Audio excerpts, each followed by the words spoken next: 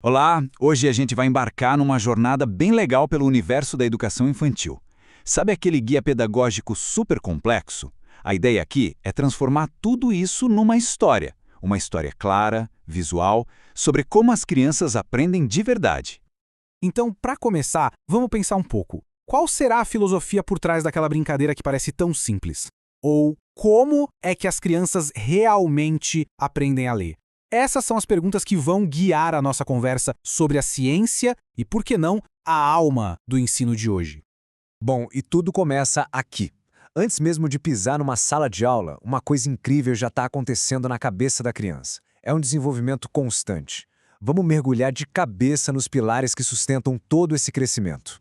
Olha só, a educação de hoje em dia enxerga a criança como um todo, sabe? Não dá para separar. A gente está falando de 4 áreas que andam juntas. O afetivo, que são sentimentos, o cognitivo, que é a parte intelectual, o físico, com as habilidades motoras, e o social, que é aprender a conviver. A ideia não é só focar no intelecto, mas sim nutrir um ser humano completo. Ok, então essa criança que já está em pleno desenvolvimento chega na escola. E aí vem a pergunta: como deveria ser o ambiente ideal para ela aprender? E aqui a gente viu uma verdadeira revolução na educação. Foi uma virada de chave gigantesca. A gente saiu daquele modelo antigo, onde o professor era o centro de tudo, sabe? O dono do saber, e fomos para um modelo onde o aluno é o protagonista. É ele quem constrói o próprio aprendizado, participando ativamente de cada passo. E o mais legal é ver como essa ideia de aluno ativo se manifesta em diferentes metodologias famosas. Olha só, tem Montessori, que foca muito na autonomia da criança, tem Waldorf, que usa a brincadeira e as experiências como base para tudo, e tem a construtivista, que estimula o tempo todo a participação.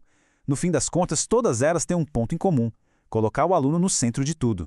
Certo. E aqui no Brasil, como essa filosofia toda vira regra? Bom, é aí que entra a BNCC, a Base Nacional Comum Curricular. Pensa nela como se fosse um grande mapa, um guia para todas as escolas do país. É ela que garante que toda criança, não importa onde estude, tenha acesso à mesma base de aprendizado que é considerada essencial.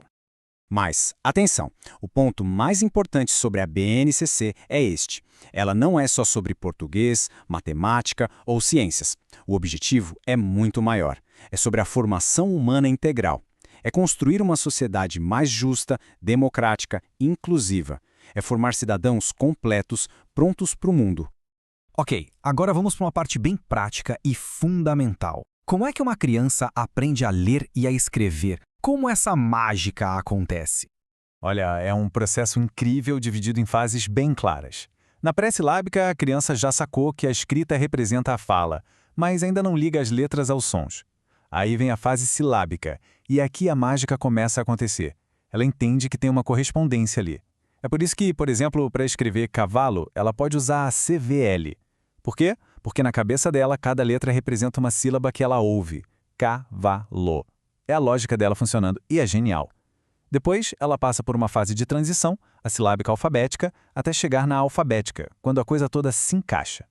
Isso nos leva a uma distinção que é, olha, fundamental. Uma coisa é a alfabetização, que é basicamente decodificar as letras, saber o beabá. Outra coisa, bem diferente, é o letramento. Letramento é ir além. É saber usar a leitura e a escrita no dia a dia, nos mais diferentes contextos. É saber se expressar, entender o mundo através das palavras.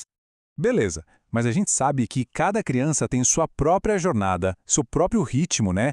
Então, como o sistema faz para apoiar todos os alunos, sem exceção? A resposta está em uma palavra: inclusão.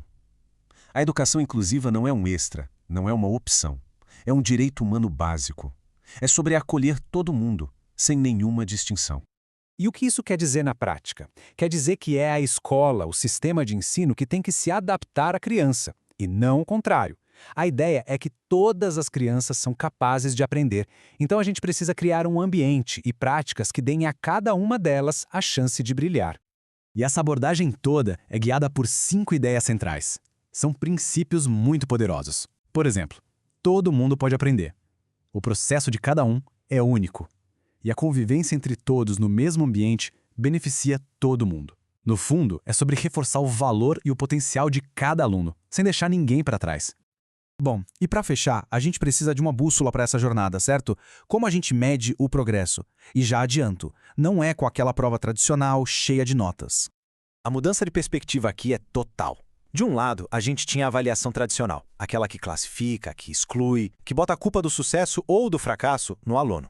Do outro lado, a gente tem uma perspectiva nova, crítica. Uma avaliação que é inclusiva, que quer entender o progresso de cada um e, o mais importante, que serve para guiar o professor a tomar as melhores decisões. E para colocar isso em prática, os educadores usam uma combinação de ferramentas. Pensa no GPS mesmo. Tem a avaliação diagnóstica, lá no comecinho, para saber o ponto de partida.